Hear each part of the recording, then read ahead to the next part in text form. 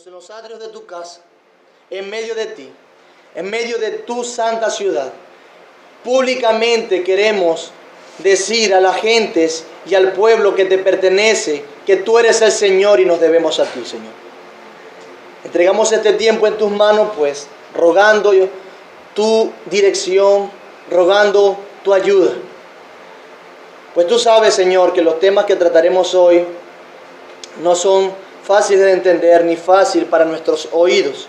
Nuestras concupiscencias se ven perturbadas. Sin embargo, es a la ayuda de tu Espíritu Santo que apelamos para poder entender tu palabra y ser fieles a ella. Exaltamos tu nombre, pues no te quedaste en la tumba, Cristo, sino que resucitaste de los muertos. Bendícenos en virtud de tu victoria en la muerte, el pecado y Satanás. En tu nombre oramos, Jesús. Amén. Amén.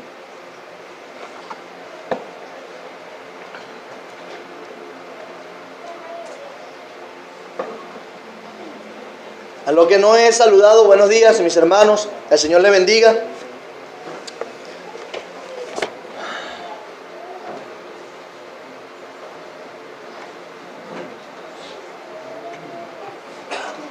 Ha llegado el momento, ha llegado la hora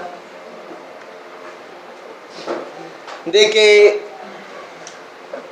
avancemos en nuestro estudio de la confesión de fe en la serie que hemos titulado ¿Qué creemos? Y aunque estamos estudiando la Confesión de Londres de 1689, la confesión bautista que nos identifica, vamos a tomar tiempo hoy para, como lo prometí, comparar nuestra percepción del pacto de Dios con los hombres con otras percepciones del pacto de Dios con los hombres. Es decir, la percepción presbiteriana o reformada, como se le dice, la más tradicional en el tiempo, y también la vamos a comparar con la percepción dispensacionalista.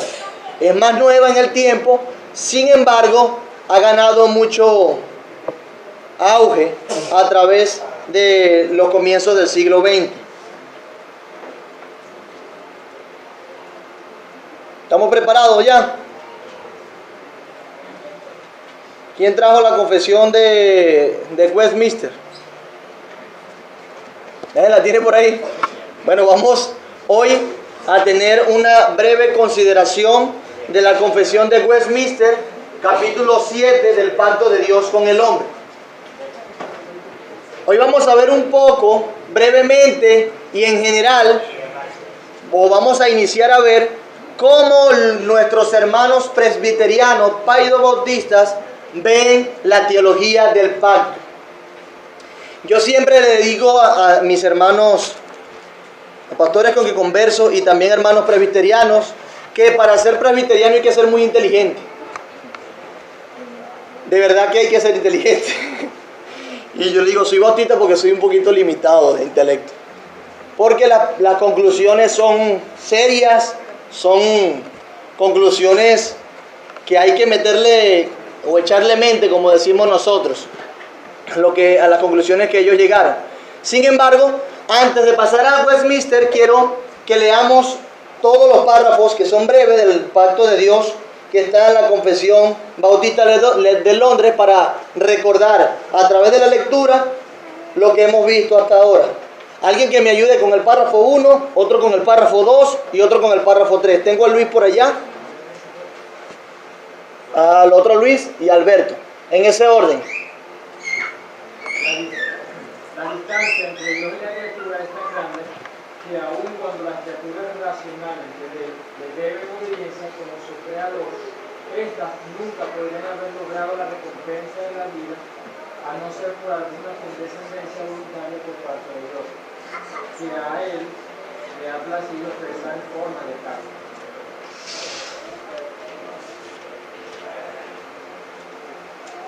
Además, habiéndose el hombre acarreado la maldición de la ley por su caída, agradó al Señor hacer un pacto de gracia en el que gratuitamente ofrece a los pecadores vida y salvación por Jesucristo, enseñándoles la fe en Él para que puedan ser salvos, y prometiendo dar su Espíritu Santo a todos aquellos que son ordenados para vida eterna, a fin de darles disposición y capacidad para creer. En este pacto se revela en el Evangelio. En primer lugar, a Adán en la promesa de la salvación a través de la simiente de la mujer. Y luego, mediante pasos adicionales hasta completarse su plena revelación en el Nuevo Testamento. Y tiene su fundamento en aquella transacción federal y eterna que hubo entre el Padre y el Hijo acerca de la redención de los escogidos. Y es únicamente a través de la gracia de este pacto, como todos los descendientes del Adán caído, que son salvados, obtienen vida y bendita inmortalidad, siendo el hombre ahora totalmente incapaz de ser aceptado por Dios bajo aquellas condiciones en las que estuvo Adán en su estado de inocencia. Ok, gracias. Quiero que tengan allí los 3 capítulos de la Confesión de Londres porque quiero que vayan comparando también, naturalmente, los párrafos que vamos a leer, dale atrás, los párrafos que vamos a leer de la Confesión de Westminster. Sin embargo, debo decir que en la historia, la primera percepción del pacto de Dios que se dio con firmeza y que tuvo y que se abrazó por el público general es la percepción del pacto que tenían los hermanos presbiterianos. Recuerden que la Confesión de Londres de 1689 fue escrita después de la Confesión de Westminster, y estos hermanos que escribieron la Confesión de Londres trataron de mantener la unidad con los hermanos de Westminster. Sin embargo, no querían poner en juego sus convicciones a razón de la unidad, así que hicieron y estructuraron en partes específicas de su confesión, mostraron la diferencia de convicciones que tenían con respecto al pacto de Dios. Es por eso que nosotros vemos que la Confesión de Londres de 1689 tiene 3 párrafos, pero la Confesión de Westminster tiene 6 con respecto al pacto de Dios. Entonces ellos trataron de dejar claro su perspectiva del pacto. Y las mismas consideraciones se ven en el capítulo 8, se ven cuando habla de la eclesiología, de los sacramentos, que a fin de cuentas son implicaciones de la teología o como de ellos veían el pacto de Dios. Entonces, ellos trataron de hacer una diferencia clara entre una cosa y otra. Ahora, el ejercicio que vamos a hacer es el siguiente. Como conocemos, y entiendo que conocemos bien los 3 párrafos, porque lo hemos analizado profundamente de la Confesión de Fe, vamos a estar leyendo los párrafos de Westminster, los 6 párrafos, y vamos a ir haciendo en nuestra mente comparaciones, o vamos a ir viendo o anotando qué diferencias hay entre una percepción y la otra percepción. ¿Está bien? Y a la luz de las posturas de la Confesión de Fe, y aclaro aquí, a la luz de las posturas de la Confesión de Fe, vamos a tratar de ver esas diferencias. Sin embargo, la teología del pacto es mucho más elaborada, más completa, más amplia, porque en la Confesión de Fe lo resumen. De manera que hay que tener un entendimiento bien de las doctrinas del pacto de cada bando, por decirlo de alguna manera, para ver sus implicaciones completas.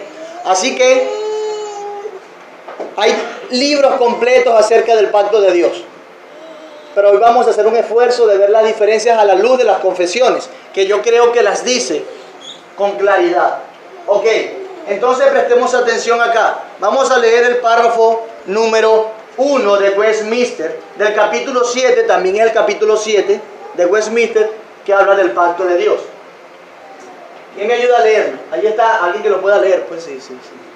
La distancia entre Dios y la criatura es tan grande que, aunque las criaturas racionales le deben obediencia como a su creador, sin embargo, nunca tendrían disfrute alguno de Dios como bienaventuranza y galardón, a no ser por una condescendencia voluntaria de parte de Dios, la cual le agradó expresar por medio del pacto. Gracias. Ok, tenemos nuestro párrafo 1. ¿Qué tal? ¿Cómo lo ven? En comparación con la de la Bautista. ¿Verdad? Es prácticamente idéntico. ¿Qué nos enseña esto? Que ellos dentro de lo posible trataron de mantener la unidad.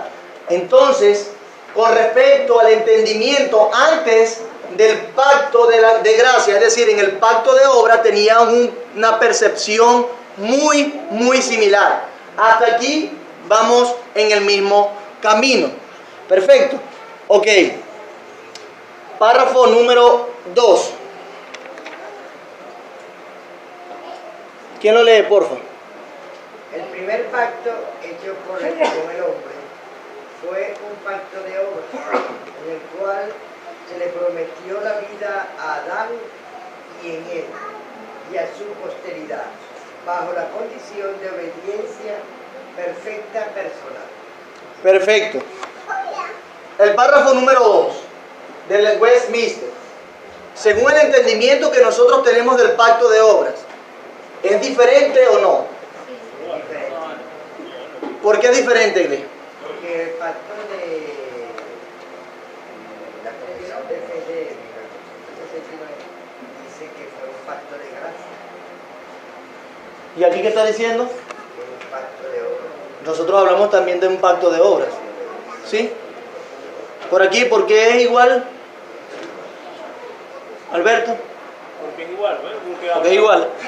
Hablamos en las clases, según lo que yo tengo entendimiento, que si hablamos del primer pacto hecho de Dios con Adán y que era un pacto de obra, que se implicaba que la obediencia estaba implícita en el mandamiento de que no comerás del árbol, porque si no morirás. Entonces hablábamos que era implícito, que entonces está el mandamiento en positivo, que si él obedecía a Dios, entonces viviría. Y entonces eso lo dijimos, el pacto de obra. Perfecto. Entonces vimos que, fíjense lo que dice, el primer pacto hecho con el hombre fue un pacto de obras. Nosotros lo evaluamos, en el cual se le prometió la vida a Adán y en él a su posteridad. Fíjense que Dios, como nosotros teníamos casi exactamente el párrafo número 1, vemos que también Dios le agradó expresar por medio del pacto esta condescendencia voluntaria. Y ese le llamamos pacto de obras también. De hecho, en otros capítulos de la Confesión de Fe de Londres de 1689, vemos que usan la frase o la terminología de pacto de obras. ¿Qué hace la Confesión de Westminster? Es más explícita con respecto al pacto de obras y los pone como un párrafo aparte en su confesión. El primer pacto hecho con el hombre fue un pacto de obras, en el cual se le prometió la vida a Adán y en él a su posteridad.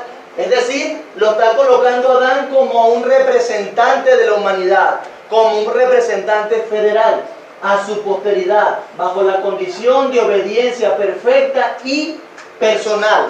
Porque si ellos irrumpían a ese mandato que se le dio en el Edén, como de hecho pasó, no obtuvieron los beneficios, ese galardón, esa bienaventuranza, ese disfrute de Dios perfecto e inmutable por la eternidad, donde ya no tendrían ocasión de caer. Porque decíamos que Adán era puro, inocente, pero mutable. ¿Recuerdan? Y por eso es que peca, pues. Entonces hasta ahora tenemos una similitud de pensamientos, una unidad de pensamiento, y ellos lo expresan con más detalle acá. ¿Está bicha, pues? Ok, vamos entonces, hasta ahora vamos bien, tercer párrafo.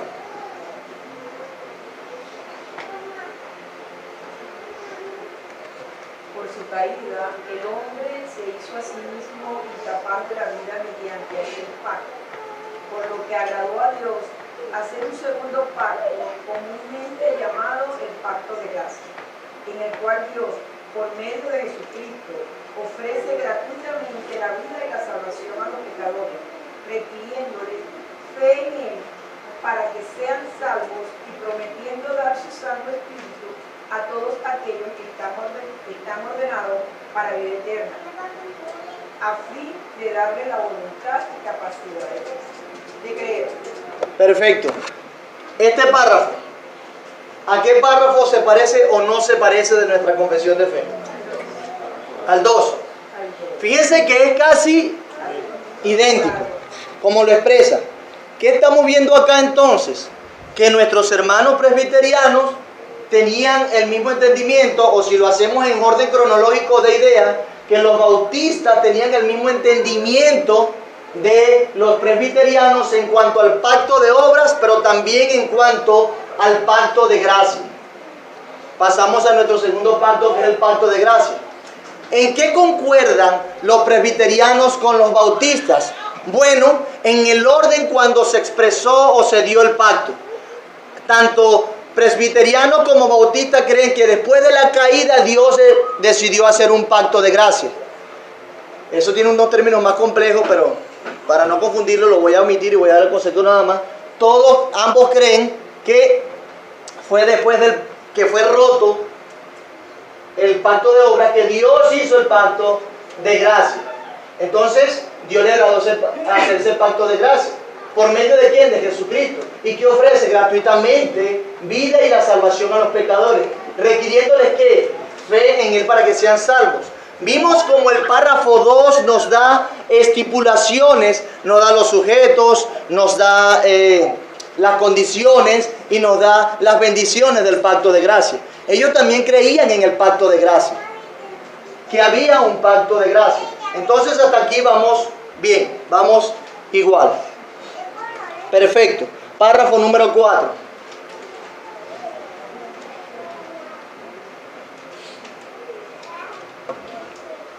En la Escritura, este pacto de gracia frecuentemente se enuncia con el nombre de testamento, en referencia a la muerte de Cristo Jesús, el testador, y a la herencia eterna con todas las cosas pertenecientes a ella, que en aquel testamento son legadas.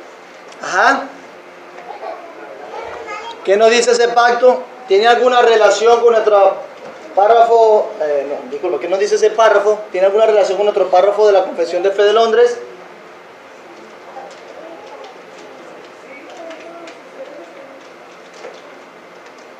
Levante su mano. Adiós. En este párrafo se le da un tiempo a la ejecución del pacto, que es en el momento, el pacto se cumple en Jesucristo, es lo que nos quiere decir aquí, en este caso, pero por eso es que se le da el nombre de testamento, porque una vez que el testador muere, entonces se ejecuta ese pacto. Ok, perfecto. Hermana Nancy. La Confesión Bautista habla, dice, ¿no? Luego mediante pasos adicionales hasta completarse su plena revelación en el Nuevo Testamento. Es como que es mucho más reducido. Esta explicación habla inclusive de la significancia de la muerte de Cristo y todo eso. O sea, lo veo más amplio ya. Y aquí hay una sola frase. ¿Qué se refiere al Nuevo Testamento? Ok, hablando con referencia entonces a buscar similitudes con respecto al testamento. Perfecto. Orlando. Con respecto a ese párrafo, yo veo mucha similitud con el que leía Nancy, el párrafo 3 de la Confesión Bautista, porque en nuestra confesión, en la Bautista dice que este pacto es revelado a Abraham, a Adán, y fue mediante el Evangelio, y hasta que Cristo vuelva es el nuevo pacto. Es lo que dice allá, dice, por la muerte de Cristo es que este pacto se ha cumplido, el pacto de gracia. Y eso es lo que nos da la herencia eterna con todas las cosas pertenecientes a ella. Ok, perfecto. Fíjense, está interesante porque ellos lo que hacen es hablar un poco más acerca de los testamentos. Nosotros también vimos, evaluando el término pacto, que podemos intercambiarlo con el término testamento. Entonces podemos decir que hay un viejo testamento y un nuevo testamento, ¿cierto? O un viejo pacto, un pacto viejo, un pacto antiguo y un nuevo pacto. Entonces, ellos lo que están diciendo, que en la Biblia este pacto de gracia frecuentemente se enuncia con el nombre del testamento. Y aquí vamos a empezar a ver algunas diferencias. En referencia a la muerte de Cristo según el testador. Es decir, que como él es el testador del pacto de gracia, en la manera que se expresa en la Biblia como testamento o como pacto. Es decir, en referencia a la muerte de Cristo según el testador y a la herencia eterna con todas las cosas pertenecientes a ellas que en aquel testamento son legales. La pregunta es, ¿cuál es ¿O qué testamento está hablando allí? ¿Ah? Puede ser que sea el Nuevo Testamento, puede ser que no. Pero entonces vemos allí una pequeña diferencia que voy a aplicar con más profundidad cuando terminemos de leer nuestra confesión de Westminster. Ahora, párrafo número 5. ¿Me ayuda a leer? Este pacto fue administrado en diferentes formas en el tiempo de la ley y en el del Evangelio. Bajo la ley se administraba mediante promesas, profecías, sacrificios, la circuncisión, el cordero pascual y otros tipos y ordenanzas entregados al pueblo judío, todo lo cual señalaba de antemano al Cristo que había de venir, y para aquel tiempo, a través de la operación del Espíritu Santo, eran suficientes y eficaces para instruir y edificar a los elegidos por la fe en el Mesías prometido, por quien tenían la plena remisión de pecados y la salvación eterna. Este pacto se denomina el Antiguo Testamento. Perfecto. Vemos entonces que allí están, como termina ese párrafo, este pacto se denomina el Antiguo Testamento. Vemos entonces que ellos con el párrafo anterior intercambian y aclaran la cuestión de que ese pacto es un testamento en virtud del testador que es Jesucristo. Entonces, donde ellos hallaron la palabra pacto, según la Biblia, también le colocaron testamento. Fíjense, cuando habla de este pacto fue administrado, ¿a qué pacto se refiere? Pacto de gracia. Al pacto de gracia. ¿Y qué está diciendo ahí? Que ese pacto fue administrado en diferentes formas en el tiempo de la ley y en el Evangelio. Y específicamente ese párrafo explica que en uno de las dos, fíjense que aquí dice en el tiempo de la ley, esto implica un pacto y esto implica un pacto. Entonces aquí está explicando cómo se administró en cuál de estos dos pactos. En el antiguo. Este pacto se denomina el antiguo pacto. ¿Sí se fijan? Entonces, vemos allí ya una diferencia porque la Constitución de Londres omite completamente esa información. Párrafo número 6. Para el Evangelio, cuando Cristo, la sustancia fue manifestada, las ordenanzas por las cuales este pacto se dispensa son la predicación de la palabra y la administración de los sacramentos del bautismo y la Santa Cena, los cuales, aunque inferiores en número y administrados con la más simplicidad y menos gloria externa, no obstante, en ellos este pacto es ofrecido con más plenitud, evidencia y eficacia espiritual a todas las naciones, tanto a judíos como a gentiles. Este pacto se denomina el Nuevo Testamento. Por lo tanto, no hay dos pactos de gracia que difieran en sustancia, sino uno y el mismo, Bajo varias dispensaciones. Perfecto. Esto tampoco lo tenemos en la Confesión de Londres. Algo que debemos exaltar es que Westminster se encarga también de hablar del pacto de gracia, que hay una unidad en los pactos, y por eso lo expresa. Ella también le da una connotación de unidad. Recuerda que nosotros cuando explicamos el pacto de gracia también decíamos que una unidad y era una misma promesa en el tiempo que fue revelado progresivamente. Ellos también lo creen así. Le dan una connotación de unidad y de progreso en la revelación. Por eso es que dice que fue ofrecido con más plenitud en el nuevo pacto, con más evidencia, con más luz y eficacia espiritual a todas las naciones. Entonces, vemos que hay una unidad. Ellos también mantienen la unidad. Y vamos ahora a entrar a las diferencias. Ellos mantienen la unidad. Ellos creen en un pacto de gracia también. Ellos creen en el pacto de obras. Ellos creen que el pacto de gracia se dio después de que el hombre rompió el primer pacto. Tenemos similitudes importantes, muy importantes, que debemos loar de la Confesión de Fe de Westminster, porque se encargan en alguna cosa con detalle de dar una información y de expresar esa unidad. Sin embargo, el hecho de que la Confesión de Fe de Westminster tenga más párrafos no implica que esté más completa que la de la Bautista de 1689. ¿Por qué? Porque simplemente la idea no era dar mayor contenido, sino que cada postura quería era mostrar sus convicciones acerca del pacto. No es que, bueno, mira, no, ya no ganó porque tiene más párrafos o tiene más información. No, la idea no es esa. La idea es que fue suficiente para los editores de la Confesión de Fe Bautista de 1689, 3 párrafos para expresar con claridad lo que entendían del pacto. Y eso lo vamos a ver con más cuidado ahora mismo. Pásenlo. Fíjense, ellos entonces introducen el nombre de testamento en el 4º párrafo.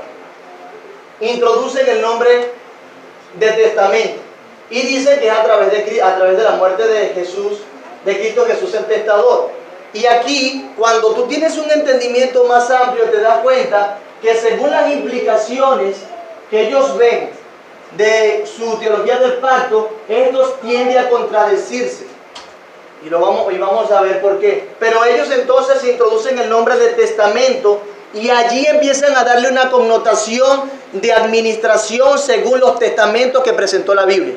En este caso, el paralelismo más amplio que presenta la Biblia de testamentos o de pactos es el Antiguo Pacto y el Nuevo Pacto. El Antiguo Pacto contenía los pactos del Antiguo Testamento. Estaban contenidos todos esos pactos. Y el Nuevo Pacto es el Nuevo Pacto en contraste, podríamos decir, con el Antiguo Pacto. Pero ellos vieron que cada uno de estos testamentos expresan, comunican algo del pacto de gracia. De hecho, son dispensaciones y administraciones del pacto de gracia. Lo vamos a ver con más claridad ahorita. Por eso es que en el párrafo número 5 dice, administrado en diferentes formas. La pregunta que le haríamos al párrafo, ¿cómo fue administrado el pacto de gracia según la Confesión de Westminster? ¿Cómo? De diferentes formas. Y lo dice ¿cómo? En el tiempo de la ley y en el Evangelio.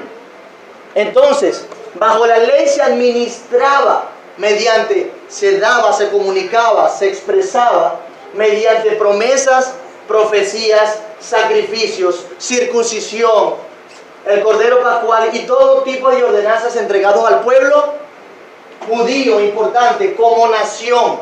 En esa administración se presentó el pacto de gracia exclusivamente a ¿quiénes? Al pueblo judío. Y se dispensó, se administró ese pacto de gracia a través del antiguo pacto que tiene su forma en la ley.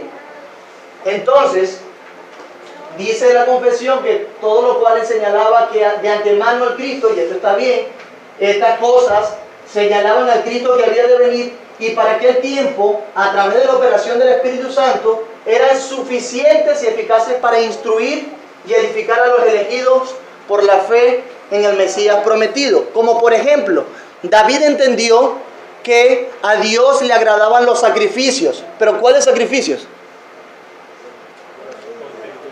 Un corazón contrito y humillado, la obediencia, pagar nuestros votos. ¿Cómo le responderé yo a Dios, como leímos en Salmo 116, cuando según su benevolencia? Bueno, pagaré mis votos a Él. Seré obediente. ¿Qué le agrada al Señor? ¿Carne de corderos? ¿Sangre de corderos? No, la obediencia. ¿Recuerdan aquel episodio de Samuel con Saúl? Que él intentó... No, a Dios le agrada más la obediencia. Entonces, vemos que sí se entendió, los hermanos que hubo en el Antiguo Testamento, que estas cosas apuntaban a Cristo de alguna manera. Pero también se dice y aclara que en el Antiguo Pacto, como habíamos dicho nosotros en la explicación de la Confesión de Londres, por quien tenían la plena remisión de pecados y la salvación. ¿Por quién tenían la plena remisión de pecados y la salvación eterna? Por Cristo. Nosotros decimos que también fue por Cristo, ¿cierto? Y aquí vamos igual. y este pacto se denomina el antiguo pacto. Es decir, que dentro del pacto de gracia, veámoslo así, veámoslo así, aquí está el estado de inocencia de Adán, pacto de obras. Ellos caen de su estado de inocencia y todo este tiempo después de la caída hasta la venida de Cristo, ¿cómo le llamamos? Pacto de gracia. ¿Y cómo vieron administrados ellos ese pacto de gracia? En dos partes. Pero fíjense que fue administrado. Por eso es que nos dice el párrafo número 6, de la misma manera, que bajo el Evangelio, es decir, bajo el Nuevo Testamento o el Nuevo Pacto, cuando Cristo, la sustancia, fue manifestado, y señala aquí la Confesión de Westminster que la sustancia de este pacto fue Cristo. Pero dice también que las ordenanzas por las cuales este pacto se dispensa o son administradas es decir, hubo un cambio en la administración del pacto. Antes se administraba, se comunicaba y el pueblo de Dios se identificaba con ese pacto a través de sacrificios, circuncisión, cordero pascual. Pero en el nuevo pacto se comunica, se expresa, el pueblo de Dios se identifica con ese pacto a través de la predicación de la palabra y la administración de los sacramentos del bautismo y la cena, que son nuestros sacramentos, ¿cierto? Y aquí con respecto a los sacramentos tenemos también igualdad, creemos en los mismos sacramentos. Y dice que aunque son inferiores en número y administrados con más simplicidad y con menos gloria externa, porque no es lo mismo que tú partas el pan acá y repartas a los hermanos y todos nos identifiquemos con Cristo y la sangre del nuevo pacto expresada en un poco de vino, a que tú vayas, lleves el cordero, lo sacrifiquen, veas el humo saliendo de la grosura del cordero. Era como más glorioso en ese sentido, más espectacular. Pero aunque esto tiene menos gloria externa, no obstante, en ellos este pacto es ofrecido con más plenitud, evidencia y eficacia espiritual a todas las naciones. En el antiguo pacto, ¿a quién era ofrecido o quiénes participaban del sacramento? Los judíos, una nación. Y aquí ahora, ¿quiénes participan de estos sacramentos? Todas las naciones a la luz del nuevo pacto o del pacto de gracia. Porque eso es algo importante. El pacto antiguo, el antiguo pacto, era un pacto dispensado a una nación. Pero el pacto de gracia incluye a ¿quiénes? A todos quienes, todos los que creen, todos los elegidos, la iglesia, solamente en Jerusalén, solamente los judíos, no, de todas las naciones. Como hemos dicho, el misterio que estaba antes fue revelado. ¿Cuál es ese misterio que fue revelado? Que los gentiles formaban parte del pueblo de Dios, Efesios 3. Romanos 9. Romanos 11, 10 y 11 dice que los gentiles fueron incluidos en el olivo. No que son dos naciones diferentes, no. El pueblo gentil fue incluido en el pueblo de Israel, el pueblo judío, fue injertado. Eso es lo que dice la Biblia. Entonces aquí, a la luz de Westminster, en esta administración es ofrecido a todas las naciones, tanto a judíos como a gentiles. Es importante, ellos aclararon y aquí muestran su postura con más precisión con respecto a los pactos. Este pacto se denomina el Nuevo Testamento. Nosotros decimos que cuando el pacto de gracia alcanzó su plena revelación, ¿cuándo? Pero explícitamente con respecto a la confesión de fe, Nuevo Testamento, en el Nuevo Pacto, alcanzó toda su revelación. Y aquí dice que este pacto se denomina el Nuevo Testamento.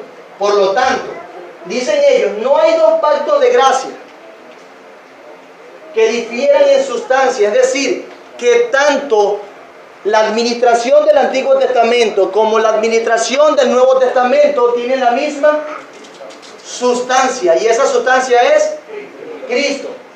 No difieren en sustancia, sino uno y el mismo bajo varias dispensaciones. Y yo pregunto, ¿cuántas dispensaciones? ¿Cuántas dispensaciones a la luz de Westminster? 2. ¿Cuáles? Antiguo Testamento y Nuevo Testamento. Ese es el entendimiento que tenían. Pero esto tiene sus implicaciones. Y es donde nos vamos a empezar a ensuciar los pies. Porque hay deducciones teológicas de esta manera de ver el pacto de gracia con dos administraciones. ¿Qué implica?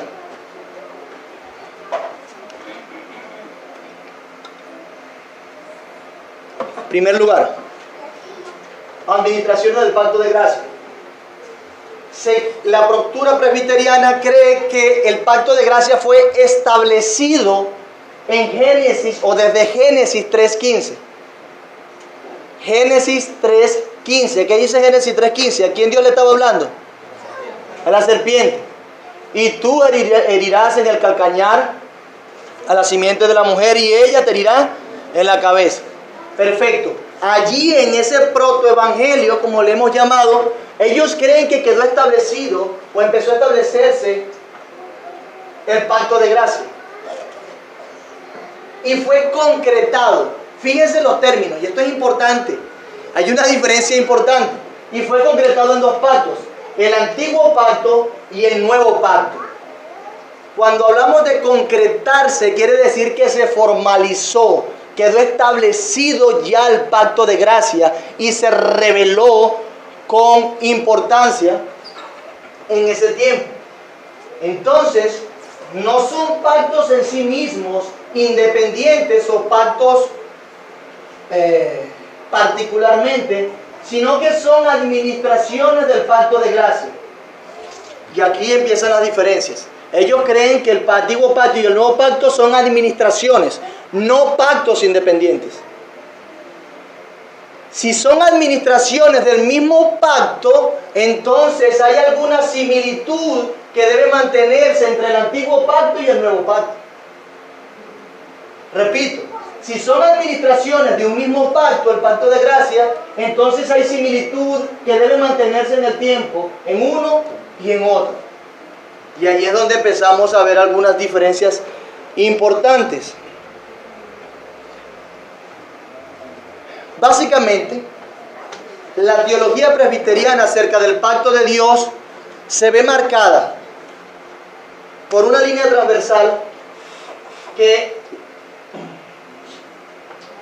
hace una distinción entre sustancia interna y administración externa del pacto. Sí, hace una distinción, ya lo vimos en los párrafos. Hay una sustancia, ellos dicen, es la misma sustancia interna, ¿cierto? Pero hay una administración externa del pacto de gracia. Esa administración se vio de una manera en el antiguo pacto y se vio de otra manera en el nuevo pacto. Antes a través de sacrificios, a través de la muerte del Cordero Pascual, de la circuncisión, y después, ¿con cuáles ordenanzas en el nuevo pacto? Predicación, bautismo y la cena del Señor. Entonces vemos que ellos hacen una distinción entre la sustancia interna y administración externa del pacto de gracia. ¿Cuál es la sustancia interna? Cristo, su iglesia, los regenerados. ¿Cuál es la sustancia interna del pacto? Bueno, la iglesia, los regenerados. Eso se mantiene en el tiempo. En el antiguo y en el nuevo pacto habían regenerados y siempre hubo regenerados. Como dice la confesión de Westminster, en virtud del sacrificio de Cristo, ¿cierto? Siempre hubo regenerados, se mantiene esa sustancia interna. Pero lo que cambia es la administración externa. ¿Cuál fue? Las circunstancias a través de las cuales fue manifestado o formalizado. Se aplicaba a todo el pueblo, regenerados y no regenerados. Sí, ellos externamente aplicaban las ordenanzas solamente a los regenerados. No, a todo el pueblo como nación. A los que eran regenerados y a los que no eran regenerados. Entonces ellos aplicaron la administración, los sacramentos del pacto de gracia, según su perspectiva, a regenerados como a no regenerados. Y hacían una distinción. Ellos decían, bueno,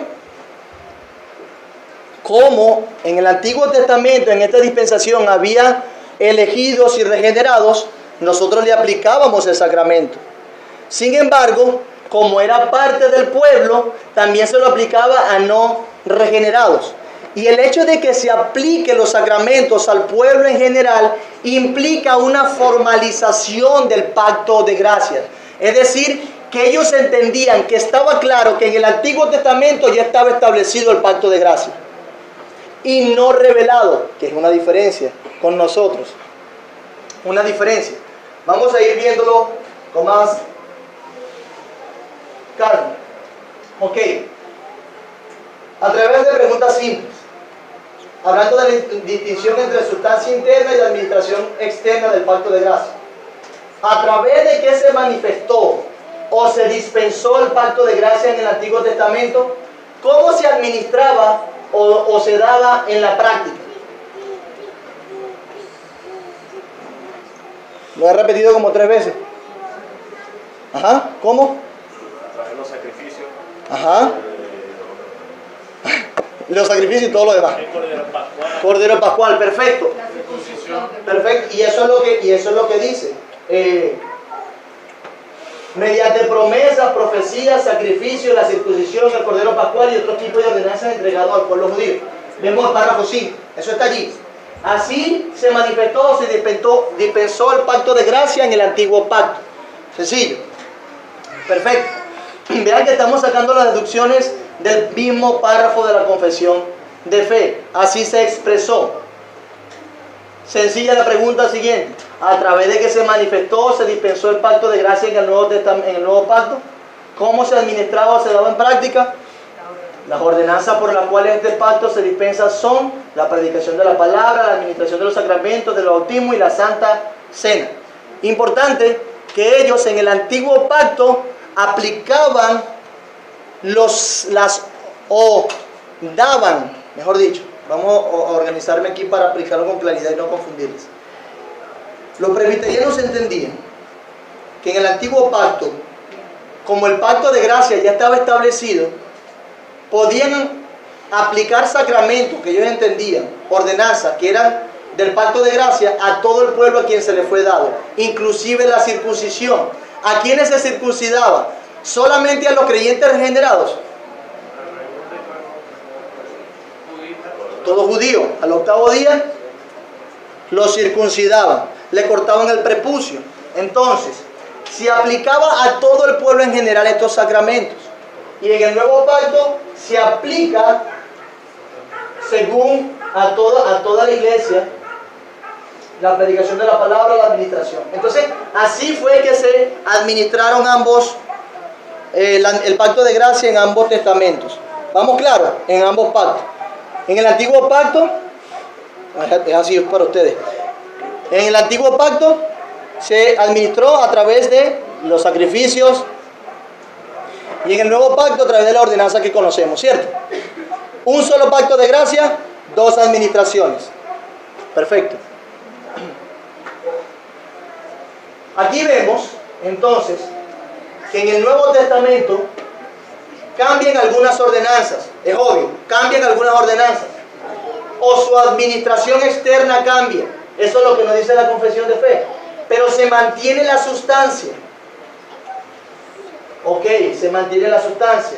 Como bien dice el párrafo 6, por lo tanto no hay 2 pactos de gracia que difieren en sustancia, sino uno y el mismo bajo varias dispensaciones. Entonces, ¿qué implica que se mantenga su sustancia? Que tenga la misma sustancia. ¿Qué implica eso? Que se mantenga la misma sustancia en el tiempo. Y aquí, hermano. Suéltalo. Ahí lo dije entre paréntesis ya. Hay una continuidad. Hay una continuidad entre el antiguo pacto y el nuevo pacto porque tienen la misma sustancia. La pregunta es, hablando de sustancia o de alcance de los beneficios del pacto de gracia, ¿el antiguo pacto tenía la misma sustancia que el nuevo pacto? Sí, ¿por qué sí? Porque Cristo. La sustancia del antiguo pacto. Ok, ¿por qué? ¿Dónde dice eso? Porque desde el principio, cuando se estableció el pacto de gracia, Génesis 3:15, está hablando de la obra de Jesucristo, la obra redentora de Jesucristo. Y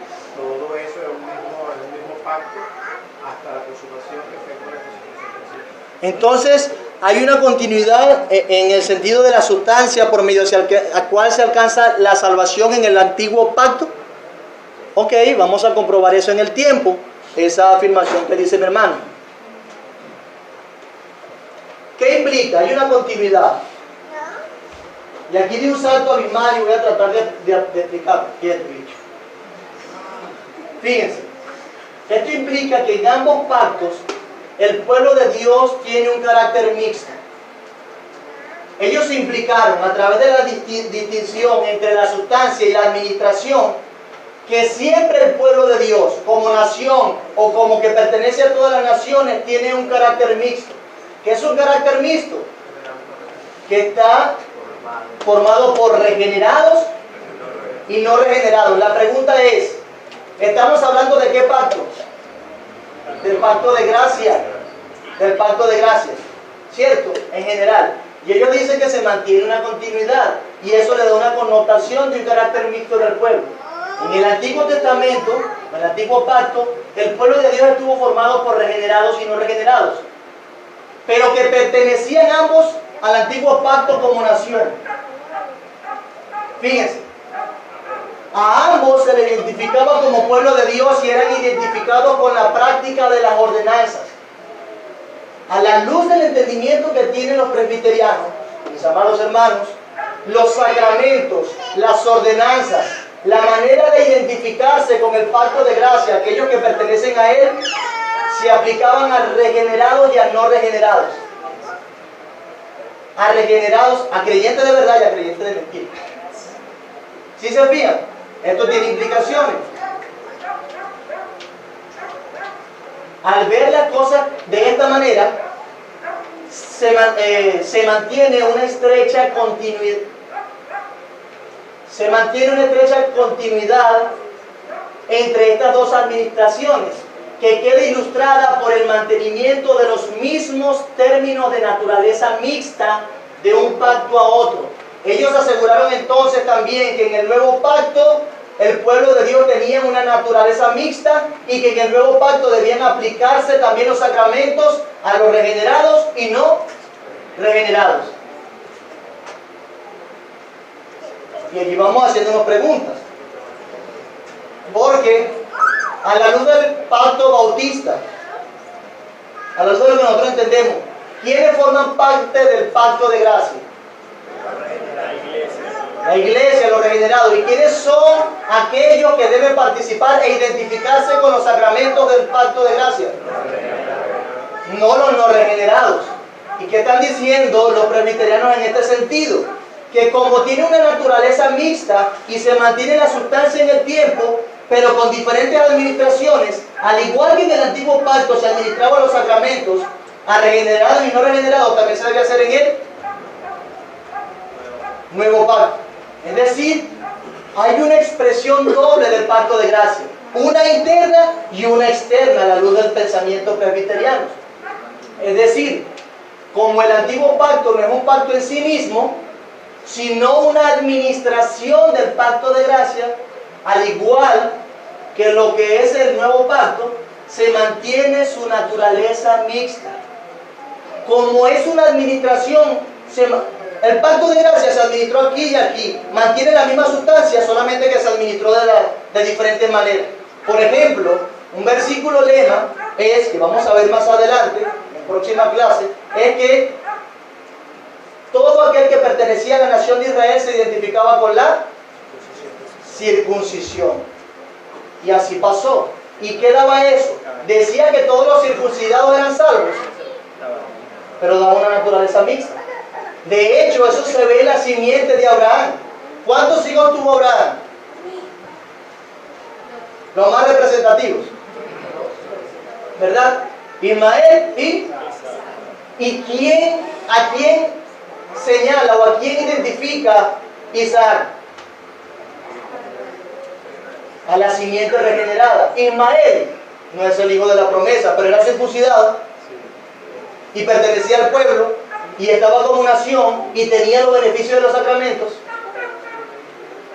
Entonces ellos le dan una administración mixta, una connotación mixta al pueblo de Dios. Es decir, como el antiguo pacto no es un pacto en sí mismo, sino una administración del pacto de gracia, al igual que lo es el nuevo pacto, se mantiene su naturaleza mixta.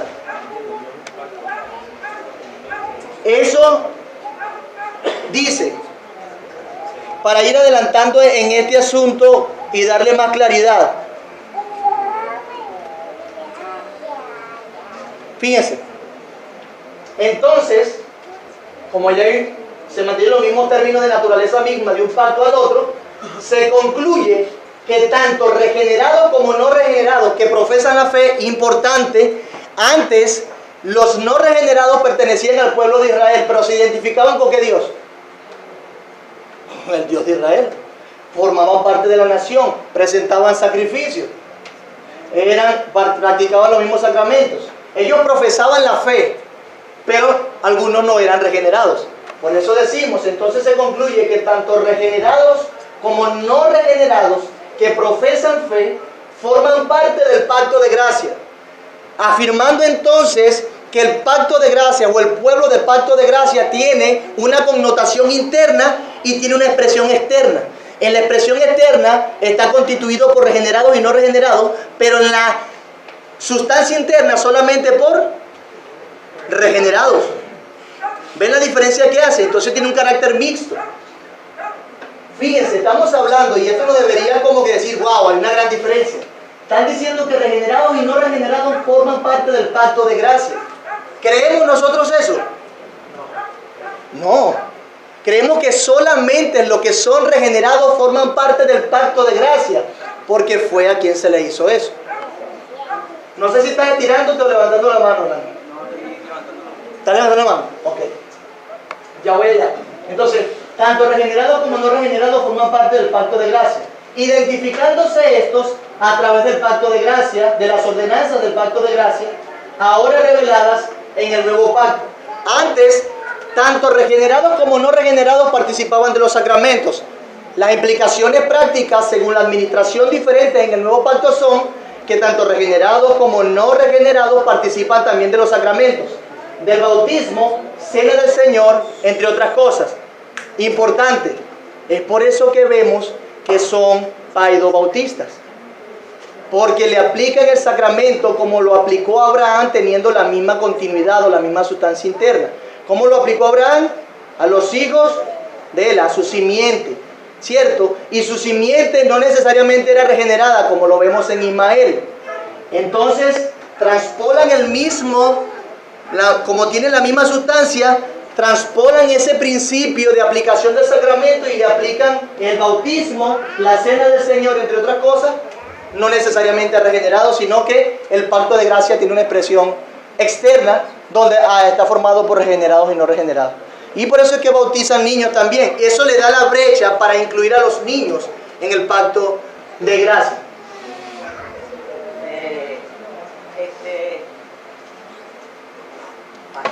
Estoy resumiendo muchas hojas de teología en sí, me di cuenta. El tema, mi mente es muy finita comparado con tu mente. Y estoy intentando seguirte en lo que vas diciendo, como empezaste diciendo, es un tema complicado. Lo primero decía que si era la misma sustancia. Sí, señor. Carlos contestó que era la misma sustancia. Yo estoy de acuerdo con Carlos porque hace referencia a Cristo. Aunque estoy en desacuerdo, que decían hay un pacto en Génesis 3:15, ahí estoy en desacuerdo, eso no es un pacto. Yo creo que Dios no pacta con la serpiente, Dios le da una afirmación a la serpiente. Y da una promesa. Una promesa. Eso es lo que creemos. Bienvenido, eres bautista. Estoy intentando conseguir las diferencias a lo largo de todo lo que has dicho, ¿verdad? Entiendo que ellos, según lo que acabas de decir, ellos administraban a inconversos, a regenerados y no regenerados, administraban estos sacramentos. ¿Por qué? Claro, porque tomaban el pacto de obra, el antiguo pacto, como una administración del pacto de gracia. Ok. Nosotros, ahora la duda es, nosotros a nuestros ojos humanos administramos nuestros sacramentos a los que nosotros consideramos que son hijos de Dios. Sí, seguro. Pero humanamente nosotros no podemos decir que no son, que son regenerados. Seguro. Entonces podríamos decir que nosotros también identificamos eso al administrar nuestros sacramentos a personas que pueden ser regeneradas y no regeneradas. Falso. ¿Por qué? Porque es falso porque nosotros pensamos en administrarlos a la luz que nos da la Biblia a los regenerados según nuestro entendimiento, pero no creyendo que aunque nosotros digamos una persona es creyente y después se dice que no es creyente, nosotros no creemos que él forme parte del pacto de gracia. Ellos pueden decir, mientras sigan con nosotros, ellos forman parte del pacto de gracia. Nosotros decimos, no forman parte del pacto de gracia. ¿Sí me comunico? Esa es una diferencia importante. Ok, voy explicando de nuevo, ya para ver si... Ok, fíjense, pasa adelante para explicarle con esto. Tenemos aquí voy a ver si... Tenemos aquí una gráfica. Covenant of Grace. Ok, vemos entonces que aquí el pacto de obras. Génesis 3:15. Según Paido Bautista. Ok, pacto de obras, el pacto de gracia, fíjense cómo el pacto de gracia abarca todo en dos administraciones, Antiguo Israel, todas las naciones, Viejo Pacto y Nuevo Pacto. Tenemos aquí entonces que a partir de aquí va abriéndose la brecha y revelándose el pacto de gracia, incluyendo a partir de aquí del Nuevo Pacto todas las naciones cuando solamente antes era al pueblo de Israel en diferentes administraciones. Vemos que ellos dicen que hay una administración externa, profesantes no regenerados. Y vemos también que hay una sustancia interna, regenerados, los elegidos. Y vemos también que en ambas partes se mantiene una administración externa de los profesantes no regenerados. Tenemos este gráfico interesante, pero ellos dicen que tanto, fíjense que los que son no regenerados pertenecen al pacto de gracia, ¿cómo? Por una sucesión. Y eso lo vamos a ver la clase que viene y nos va a aclarar más fin. Hasta ahora no hemos hecho unas comparaciones claras con lo que creemos, simplemente estoy explicando lo que yo creo. Entonces ellos lo ven así. Fíjense la diferencia nuestra. Adelante. Ok, fin. Vean que tenemos el pacto de obras. Se empezó a revelar en Génesis 3:15. En primer lugar, tiene una revelación en el antiguo pacto, tiene una revelación, y vemos el pacto de gracia que se está revelando. Se está revelando en el antiguo pacto, no está formalizado, ni se aplican los sacramentos del pacto de gracia en el antiguo pacto. Importante. Pero vemos que en el Nuevo Testamento, cuando se concluye la revelación del pacto de gracia a todas las naciones, entonces se aplican los sacramentos. ¿Cuál es la diferencia que vemos? Que hay un pacto de gracia revelándose y terminándose de concluir en el pacto nuevo, o en el nuevo pacto. Mientras que ellos, de atrás, ven un pacto de gracia administrado en dos pactos, que entonces no guardan la esencia del pacto. Una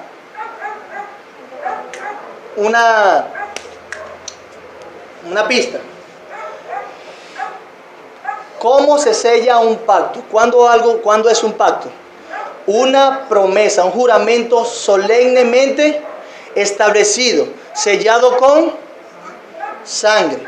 La pregunta, ¿en el Antiguo Testamento se derramó sangre para sellar el nuevo pacto? No.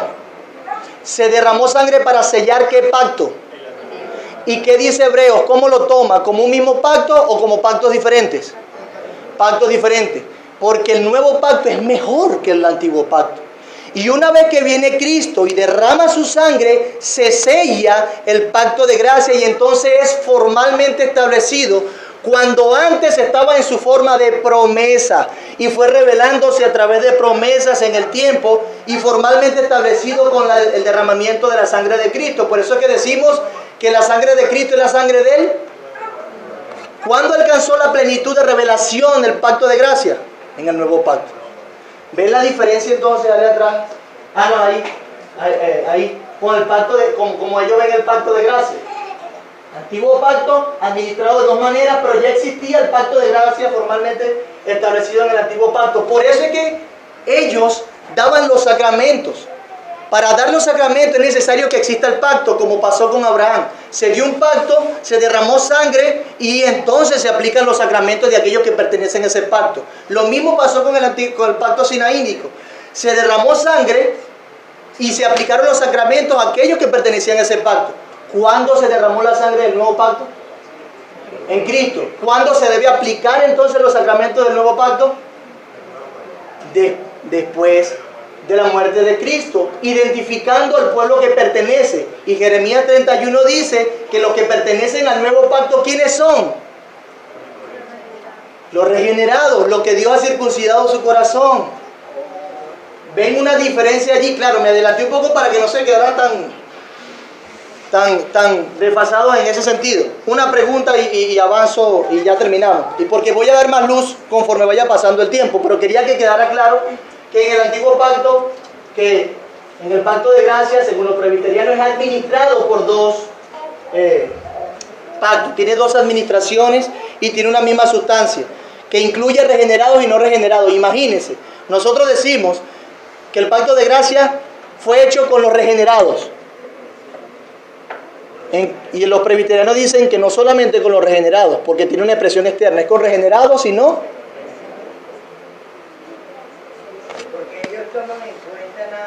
anoten su pregunta, porfa, lo que levantaron la mano, para que lo hagamos y eso para que esa pregunta nos permita también ampliar el tema. Ajá, mi hermana, te voy a dar misericordia ya que hablaste ahí, gente. Que los regenerados para ellos nada más son sus hijos. No, ellos no dicen que son regenerados, ellos dicen que pertenecen al pacto de gracia. Y como los hijos pertenecen al pacto de gracia, deben ser bautizados. Sí, es decir, que ¿cómo se entra en el pacto de gracia? Es otra luz que van a tener. ¿Cómo se entra en el pacto de gracia? ¿Cuáles son los requerimientos? Arrepentimiento y fe. ¿Cómo son incluidos los niños en el pacto de gracia? Por nacimiento, una simiente natural y no espiritual. Ahí vemos una diferencia en que si el pacto de gracia, a la luz de lo que nosotros entendemos, según Jeremías 31, pertenecen los regenerados, ¿cómo hacen fe y arrepentimiento los no regenerados, los niños? A través de la fe de sus padres. O sea, a través de la fe de sus padres, teniendo la convicción de que tú estás criando hijos para el servicio a Dios. O sea, sí. No lo puedes salvar. Eres un buen presbiteriano. No lo puedes salvar con tu obra, pero yo en mi fe y mis convicciones, o sea, creo que mis hijos están siendo criados para te entiendo. Eso tuviese una connotación importante si tú fueses el que hubiese establecido el pacto. Pero como no lo estableciste tú ni pusiste los requerimientos, lo puso Cristo, puso Dios en Jeremías 31, que dice que todos me conocerán y todos los que son circuncidados sus corazones y tienen la ley en su corazón son los que pertenecen al pacto y nadie se apartará de ellos, nunca se apartarán de Dios. Entonces vemos los requerimientos como son, aunque las buenas intenciones están. Una misericordia chiquita. Una misericordia chiquita. Una cosa importante en esto es, si nosotros establecemos que los no regenerados y los regenerados pertenecen al pacto de gracia, estamos mezclando dos cabezas federales en una misma.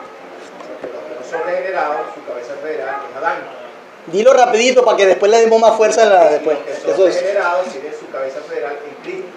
Entonces, ¿cómo vamos a nosotros administrar los sacramentos en dos que tienen cabezas federales distintas? Perfecto. Ténganlo ahí que también le va a dar luz y eso lo vamos a explicar más adelante. Nos tomamos un buen tiempo con esto. Gracias, hermano. Vamos a orar. Señor, te damos gracias porque este tema es amplio, complejo y más cuando estamos tratando en pocas clases de ver toda la teología de nuestros hermanos presbiterianos y comparándola con la nuestra. Ayúdanos a ver la diferencia para que no seamos solamente bautistas o credobautistas de nombre o nominales, sino que nuestras convicciones estén claras por tu palabra y no simplemente por tradición. Ayúdanos, Señor, a glorificarte en esto, porque tú eres digno de que nuestra fe esté fundamentada en tu palabra y que tengamos la capacidad de presentar defensa de nuestra fe y tener un entendimiento informado de lo que tú has hecho por nosotros y de quienes pertenecen a tu pacto de gracia. Te bendecimos y te damos gracias en Cristo Jesús. Amén.